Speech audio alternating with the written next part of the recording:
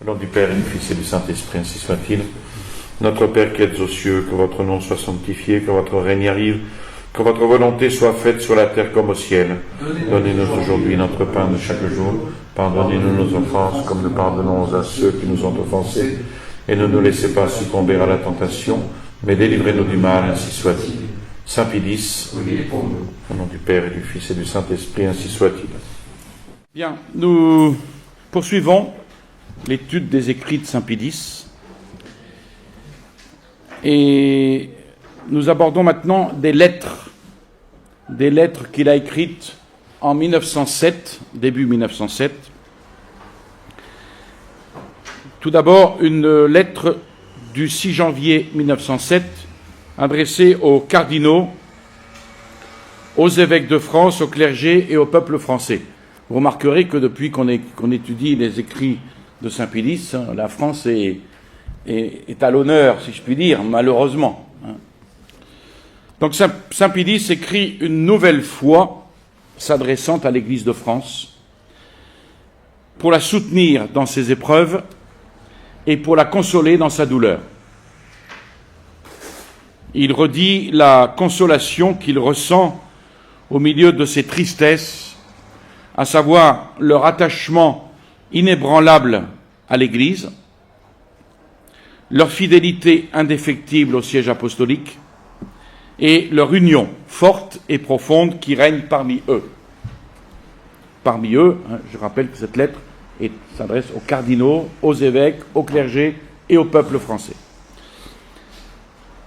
De cette fidélité et de cette union, écrit-il, nous étions sûrs d'avance, car nous connaissions trop la noblesse et la générosité du cœur français, pour avoir à craindre qu'en plein champ de bataille, la désunion pût se glisser dans vos rangs.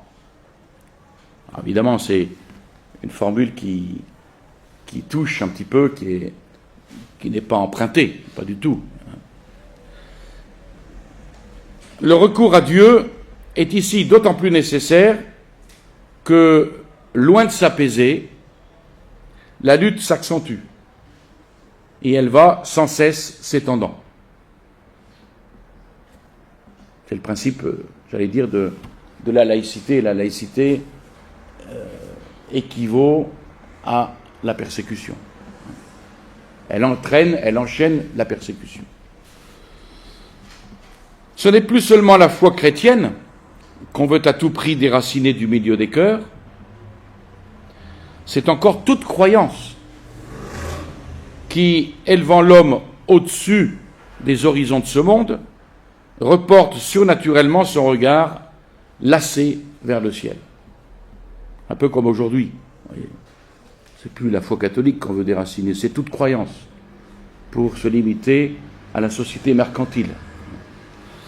L'illusion n'est plus possible. On a déclaré la guerre, c'est pas Macron qui le dit, c'est Saint Pilice ici. On a déclaré la guerre à tout ce qui est surnaturel. Il aurait pu le dire, parce que derrière le surnaturel, Dieu se trouve. Et que ce qu'on veut rayer du cœur, dit Saint Pilice, ce qu'on veut rayer du cœur et de l'esprit de l'homme, c'est Dieu. Et cette lutte sera acharnée, dit-il, et sans répit, de la part de ceux qui la mènent. Et 100 ans après, on voit que c'est une réalité. Elle sera sans répit. La sagesse commande de se préparer à des épreuves plus dures, vaillamment, avec confiance, sûr que quelle que soit la violence de la bataille, finalement la victoire restera dans nos mains. Et ça, c'est notre grande espérance. C'est que la victoire restera dans nos mains. Ce n'est pas eux qui auront la victoire. Le gage de la victoire, qu'est-ce que c'est ? C'est d'abord l'union entre tous, c'est-à-dire entre tous les catholiques, et ensuite l'union avec le siège apostolique. Double union, qui rend invincible et contre laquelle tous les efforts se brisent. Et c'est pour cela que notre victoire temporelle aujourd'hui, elle n'existe pas parce qu'il n'y a plus cette union. Ni entre nous, ni même avec le siège apostolique. Les ennemis le savent et veulent en premier lieu séparer d'avec la chair de pierre, puis ensuite semer la division parmi tous. C'est la tactique qu'ils emploient sans cesse et par tous les moyens, les uns avec des formules enveloppantes et pleines d'habileté, les autres avec brutalité et cynisme. Promesses captieuses, primes déshonorantes offertes au schisme, menaces et violences, tout a été mis en jeu et employé. Mais la clairvoyante fidélité dont tous ont fait preuve a déjoué toutes ces tentatives. S'avisant alors que le meilleur moyen de séparer du pape était d'ôter toute confiance dans le siège apostolique, ils n'ont pas hésité, du haut de la tribune, et bien sûr dans la presse, à jeter le discrédit sur les actes du pape, en méconnaissant, et parfois même en calomniant même ses intentions. L'Église, ainsi, a-t-on dit, l'Église cherche à susciter la guerre religieuse en France, et elle y appelle la persécution violente de tous ses vœux. Ça, c'est une objection que l'on faisait. Étrange accusation, dit saint Pilice, qu'une accusation pareille, fondée par celui qui est venu dans le monde pour la pacifier et pour réconcilier l'homme avec Dieu, messagère de paix sur cette terre, l'Église ne pourrait vouloir la guerre religieuse qu'en répudiant sa mission sublime et en y mentant aux yeux de tous. Donc à cette mission de douceur patiente et d'amour, elle reste au contraire et elle restera toujours fidèle. D'ailleurs, le monde entier sait aujourd'hui que si la paix des consciences est rompue en France, ce n'est pas du fait de l'Église, mais du fait de ses ennemis. Et les esprits impartiaux, même lorsqu'ils ne partagent pas notre foi catholique, reconnaissent que si l'on combat sur le terrain religieux en France, votre patrie bien-aimée, dit saint Pilice, ce n'est point parce que l'Église y a levé l'étendard la première, mais c'est parce qu'on lui a déclaré la guerre à elle-même. Et cette guerre, depuis 25 ans surtout, elle ne fait que la subir. Les déclarations 1000 fois faites et refaites dans la presse, dans les congrès, dans les convents maçonniques au sein du Parlement lui-même, le prouvent aussi bien que les attaques qu'on a progressivement et méthodiquement menées contre elle. Donc ces faits sont indéniables et contre eux, aucune parole ne pourra jamais prévaloir. Donc l'Église ne veut pas la guerre religieuse encore moins que les autres. Et affirmer le contraire, c'est tout simplement la calomnier et l'outrager. Elle ne souhaite pas davantage la persécution violente. Cette persécution, elle la connaît déjà. Elle la connaît pour l'avoir soufferte dans tous les temps et sous tous les cieux. Plusieurs siècles passés, par elle, dans le sang, lui donnent donc le droit de dire avec une sainte fierté qu'elle ne le craint pas, et que toutes les fois que ce sera nécessaire, elle saura l'affronter, cette persécution violente. Mais la persécution, en soi, c'est le mal, puisqu'elle est l'injustice, et qu'elle empêche l'homme d'adorer Dieu en liberté. L'Église ne peut donc pas, évidemment, souhaiter cette persécution religieuse. Elle ne peut que la subir, même en vue du bien que, dans sa sagesse infinie, la Providence en tire toujours. Donc elle ne peut pas souhaiter une persécution violente, en disant une persécution violente serait souhaitable, ça permettrait de faire des martyrs. Attention. En outre, la persécution n'est pas seulement le mal, elle est encore la souffrance.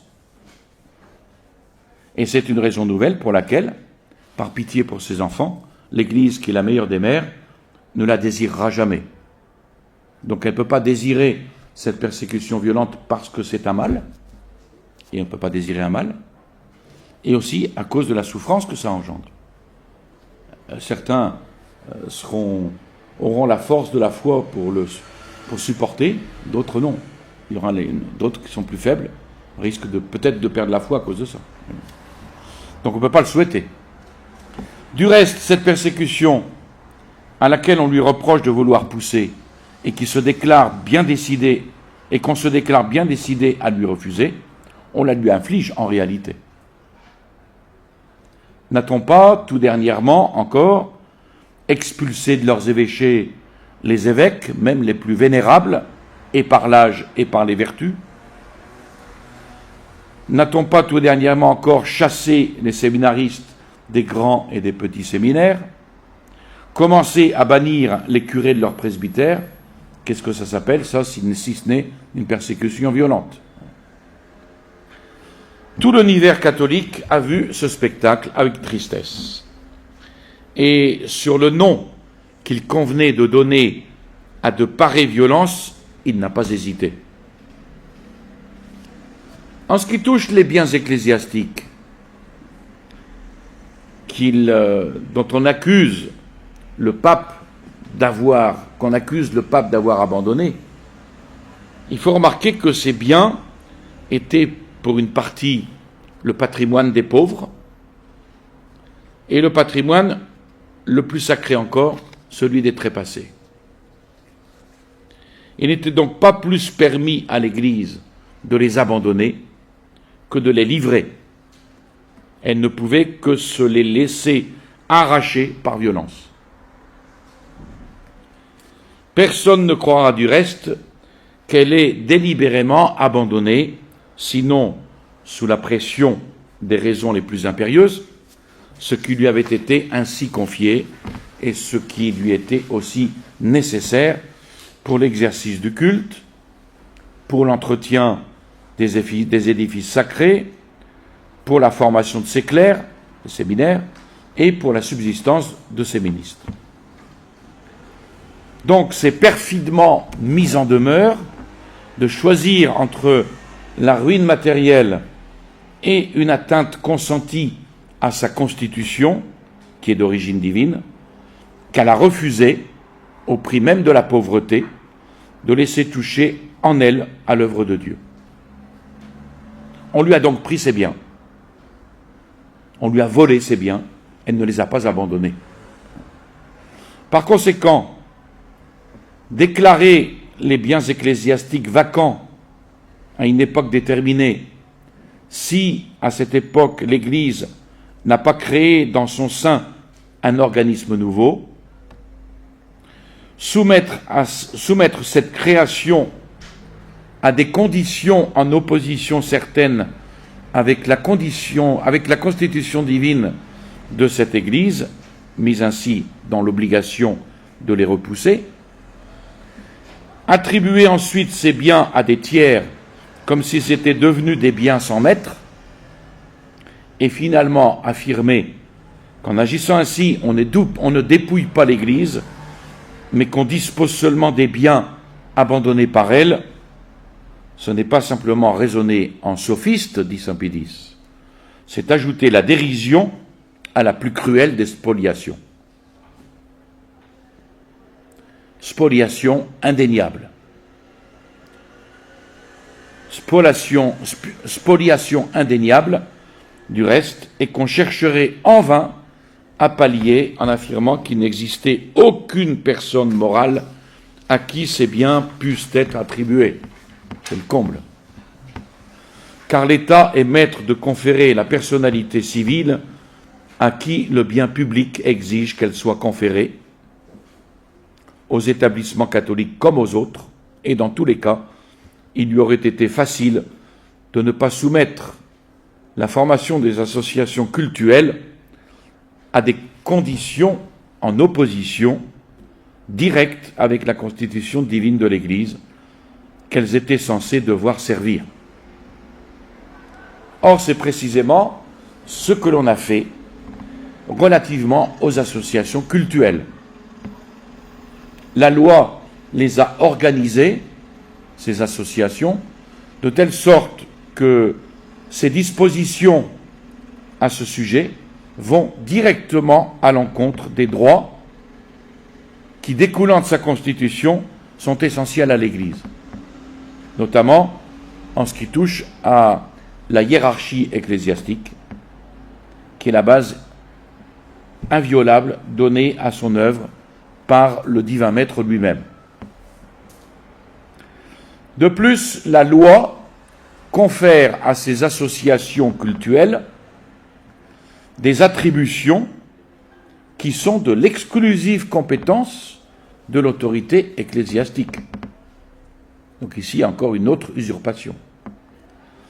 Soit en ce qui concerne l'exercice du culte, soit en ce qui concerne la possession et l'administration des biens.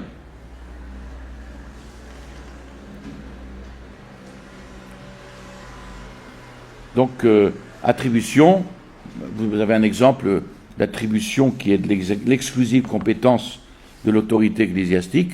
Ce n'est pas au gouvernement de dire qu'à partir de maintenant, les prêtres devront donner la communion dans la main à cause d'une soi-disant épidémie.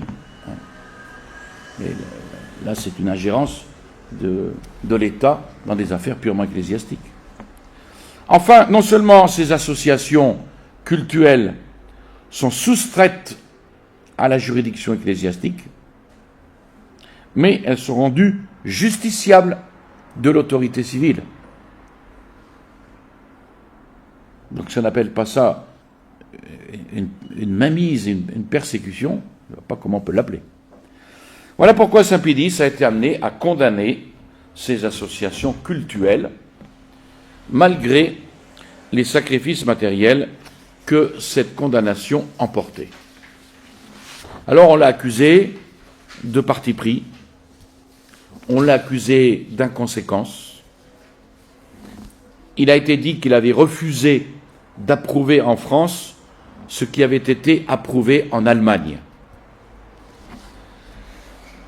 Le reproche manque autant de fondement que de justice, car quoique la loi allemande fût condamnable sur bien des points, et qu'elle n'ait été tolérée à raison de mots plus grands à écarter, cependant les situations sont tout à fait différentes.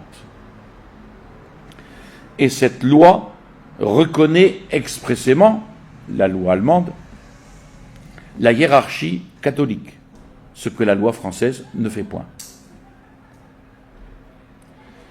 Quant à la déclaration annuelle exigée pour l'exercice du culte, elle n'offrait pas toute la sécurité légale qu'on était en droit de désirer. Néanmoins, bien qu'en principe les réunions des fidèles dans les églises n'aient aucun des éléments constitutifs propres aux réunions publiques, et qu'en fait il soit odieux de vouloir les leur assimiler, pour éviter de plus grands mots, l'Église aurait pu être amenée à tolérer cette déclaration. Mais en statuant que le curé ou le desservant ne serait plus dans son Église qu'un occupant sans titre juridique, qu'il serait sans droit pour faire aucun acte d'administration. On a imposé aux ministres du culte, dans l'exercice même de leur ministère, une situation tellement humiliée et vague que dans de pareilles conditions, la déclaration ne pouvait plus être acceptée. Ensuite, quant à la loi votée par les deux chambres, au point de vue des biens ecclésiastiques, cette loi est une loi de spoliation, une loi de confiscation, et elle a consommé le dépouillement de l'Église. Et quoique son divin fondateur soit né dans une étable, et qu'il soit mort pauvre sur une croix, quoiqu'elle ait connu elle-même la pauvreté dès son berceau, les biens qu'elle avait entre les mains ne lui en appartenaient pas moins en propre. et nul n'avait le droit de l'en dépouiller. Donc cette propriété, indiscutable à tous les points de vue, avait été encore officiellement sanctionnée par l'État, et il ne pouvait par conséquent pas la violer, cette propriété. Au point de vue de l'exercice du culte, cette loi a organisé l'anarchie. Ce qu'elle instaure surtout, en effet, c'est l'incertitude et le bon plaisir. Incertitude si les édifices du culte, toujours susceptibles de désaffection, seront mis ou non en attendant à la disposition du clergé et des fidèles. Incertitude s'ils leur seront conservés ou non, et pour quel laps de temps. Et arbitraire administratif, réglant les conditions de la jouissance, rendues éminemment précaires. Donc, pour le culte, autant de situations diverses qu'il y a en France de communes. Dans chaque paroisse, le prêtre, mis à la discrétion de l'autorité municipale, et par conséquent, le conflit à l'état possible organisé d'un bout à l'autre du pays. Par contre, obligation de faire face à toutes les charges. Ah oui, ça faut payer. Même les plus lourdes, et en même temps, limitation draconienne en ce qui concerne les ressources destinées à y pourvoir. Aussi, née d'hier, cette loi a-t-elle déjà soulevé d'innombrables et dures critiques de la part d'hommes appartenant indistinctement à tous les partis politiques et à toutes les opinions religieuses. Et ces critiques seules suffiraient à la juger. Cette loi aggrave la loi de séparation. Elle est donc à réprouver. Et le texte, qui en plus est imprécis, est ambigu de certains des articles de cette loi, met dans une nouvelle lumière le but poursuivi par nos ennemis. Ils veulent détruire l'Église et déchristianiser la France, mais sans que le peuple y prenne trop garde et qu'il y puisse, pour ainsi dire, faire attention. Vous voyez, aujourd'hui, c'est toujours la même chose. On fait attention à ce que le peuple ne prenne garde de tout cela, qu'il n'y fasse pas attention. On va le concentrer sur un virus, vous voyez, qui va lui donner la peur, la panique. Et comme ça, tout le reste, ça passera comme une lettre à la poste. Si leur entreprise était vraiment populaire, comme ils le prétendent, ces amis du peuple, comme ils se disent, qui sont en fait les ennemis du peuple, ils ne balanceraient pas à la poursuivre visière relevée. Vous voyez, il existait des visières à l'époque déjà. Et à prendre hautement toute la responsabilité. Mais cette responsabilité, loin de l'assumer, ils s'en défendent, ils la repoussent, et pour mieux y réussir, ils rejettent sur l'Église leurs victimes. Évidemment, c'est facile. De toutes les preuves, c'est la plus éclatante, dit saint Pédis, que leur œuvre néfaste ne répond pas aux vœux du pays. C'est en vain du reste qu'après l'avoir mis dans la nécessité cruelle de repousser les lois qu'ils ont faites, voyant les maux qu'ils ont attirés sur la patrie et sentant la réprobation universelle monter comme une lente marée vers eux, ils essayent d'égarer l'opinion publique et de faire retomber la responsabilité de ces maux sur le pape. Eh bien, saint Pédis écrit « Leur tentative ne réussira pas ». Il affirme avoir accompli son devoir. Sa charge, la foi du Christ qu'il professe, ont dicté sa conduite. Il n'a pas agi par intérêt, non. Il affirme aussi n'avoir pu agir autrement, sans fouler aux pieds sa conscience. Il aurait pu agir autrement, mais en foulant aux pieds sa conscience. Il ne le pouvait pas. Il affirme aussi n'avoir pu agir autrement sans forfaire au serment qu'il a prêté en montant sur la chaire de pierre et sans violer la hiérarchie catholique qui est la base donnée à l'Église par notre Seigneur. Alors il attend sans crainte, par conséquent, le verdict de l'histoire qui dira que les yeux immuablement fixés sur les droits supérieurs de Dieu à défendre, il n'a pas voulu humilier le pouvoir civil, ni combattre une forme de gouvernement, mais sauvegarder l'œuvre intangible de notre Seigneur Jésus-Christ. L'histoire dira aussi qu'il a défendu de toute la force de sa tendresse cardinaux, évêques, clergés et peuple. Ce qu'il a réclamé et qu'il réclame pour l'Église, c'est le respect de sa hiérarchie, l'inviolabilité de ses biens et sa liberté. Si on avait fait droit à sa demande, eh bien la paix religieuse n'aurait pas été troublée en France. Et le jour où on l'écoutera, cette paix si désirable y renaîtra.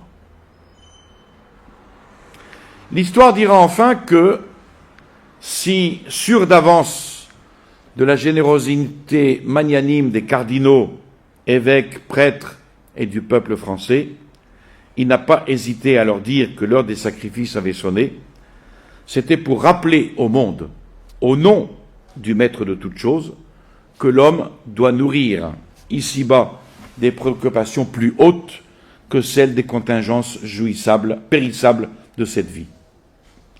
Et que la joie suprême, l'inviolable joie de l'âme humaine sur cette terre, elle ne se trouve pas dans les actions en bourse, ça c'est moi qui rajoute, mais en Dieu lui-même.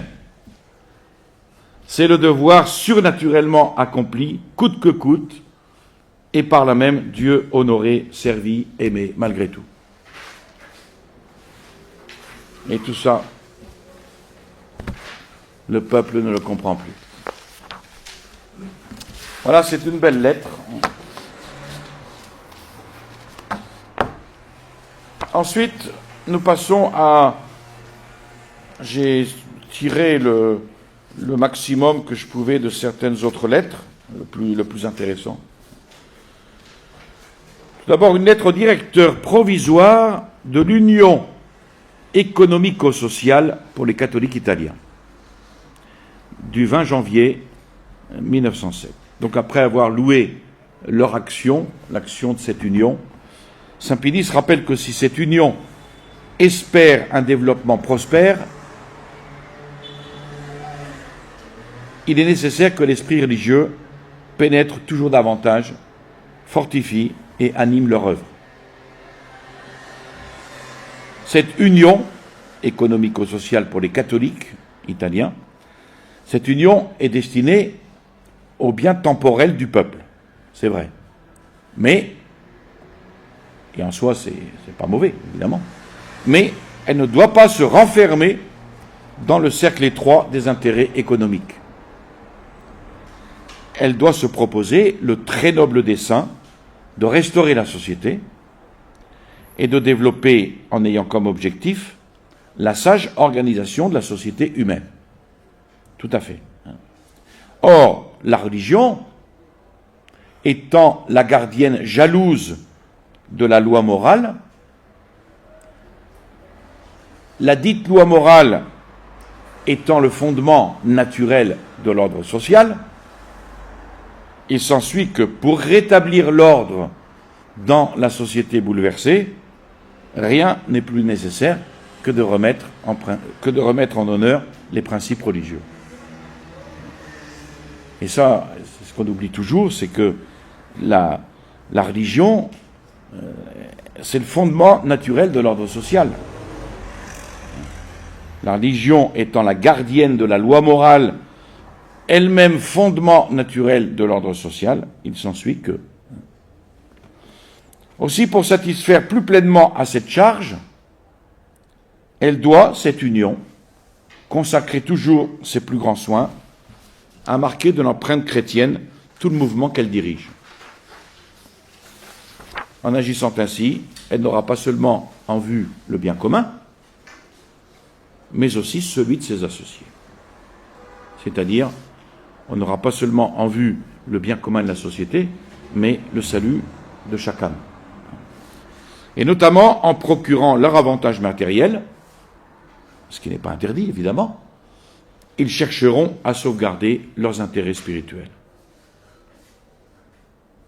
Et on évitera de tomber dans ce mercantilisme ou cette recherche absolue du gain, en oubliant totalement les intérêts spirituels. Saint Pédis insiste sur l'importance qu'à la lumière des doctrines chrétiennes, les membres de l'Union apprécient à leur juste valeur les choses humaines, se rendent compte de combien l'emportent sur les biens imparfaits de cette vie périssable, ceux de la vie éternelle. C'est la seule possibilité, vous voyez, il insiste là-dessus, c'est la seule possibilité de s'opposer au progrès du socialisme, qui, respirant la haine du christianisme, arrachant du cœur des peuples les espérances du ciel, s'avance menaçant pour renverser l'édifice déjà ébranlé de la société. Le pape pense enfin qu'il faut promouvoir de préférence les unions professionnelles, dans lesquelles on veillera à apprendre de personnes compétentes les devoirs, les droits des ouvriers chrétiens, les enseignements de l'Église et les documents pontificaux qui se rapportent particulièrement aux questions du travail, et il recommande comme très utile la coopération du clergé, ce qui permettra aux ouvriers d'être aussi de vaillants auxiliaires du clergé pour propager, pour défendre la pratique des enseignements du christianisme. Et puis une autre raison du soutien du pape à cette union, à ces associations, c'est l'espérance qu'il attend dans la défense matérielle et morale de ces ouvriers que la nécessité oblige à chercher temporairement du travail dans les pays étrangers, sans aucune assistance ni protection. Je dis bien, il a bien mis temporairement. Vous comprenez à quoi je fais allusion. Ensuite, une autre lettre au cardinal Cassetta, protecteur de la Société de Saint-Jérôme pour la diffusion des saints évangiles. Là aussi, j'ai pris ce qui était le plus intéressant. Elle est du 21 janvier 1907, cette lettre. Alors, le but de cette Société de Saint-Jérôme, c'est d'offrir à tous un moyen facile de lire et de méditer l'Évangile. Et ici, par exemple, dans cette lettre, il approuve la traduction en langue vulgaire des évangiles et des épîtres, exclusivement. Donc Saint Pédis affirme que le but de cette institution, donc qui est d'offrir un moyen facile de lecture et de méditation de l'Évangile, affirme que c'est là une nécessité spéciale des temps présents.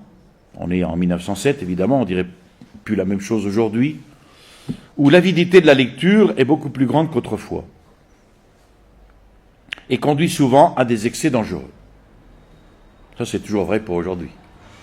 Les excès dangereux. Il est singulièrement profitable aux âmes de leur proposer un récit d'une force divine et éminemment propre à sanctifier les mœurs. Et ce récit, c'est la vie de notre Seigneur Jésus-Christ, qui est profitable aux âmes. La lecture des évangiles prépare les âmes à bien recevoir l'annonce de la parole divine. Et la connaissance préalable du texte sacré fait que les explications de l'Évangile au prône s'impriment et se conservent mieux dans la mémoire. Un autre avantage, c'est que la diffusion et la lecture de ces livres font parvenir un écho de la voix de Dieu à ceux que le désespoir, la haine ou l'ignorance tiennent complètement éloignés du prêtre. Bienfait immense, écrit-il, et désirable, de pouvoir guérir par la lecture des âmes que la prédication ne saurait atteindre, et de corriger par les enseignements de la vie du Christ les désordres dont souffrent les individus et les sociétés. Et le pape rappelle à cette occasion son grand souci, à savoir restaurer toute chose par le Christ, et rien ne peut lui être plus agréable que de voir se répandre parmi les fidèles l'habitude de lire, d'une manière non seulement fréquente mais quotidienne, les livres des évangiles. Nulle part on ne peut mieux apprendre la possibilité et la nécessité de cette restauration. Donc, conclusion, lisez l'Évangile quotidiennement. Une partie, évidemment. Je vous salue Marie, pleine de grâce, le Seigneur est avec vous. Vous êtes bénie entre toutes les femmes, et Jésus, le fruit de vos entrailles, est béni. Sainte Marie, Mère de Dieu, priez pour nous pauvres pécheurs, maintenant et à l'heure de notre mort, ainsi soit-il. Au nom du Père et du Fils et du Saint-Esprit, ainsi soit-il.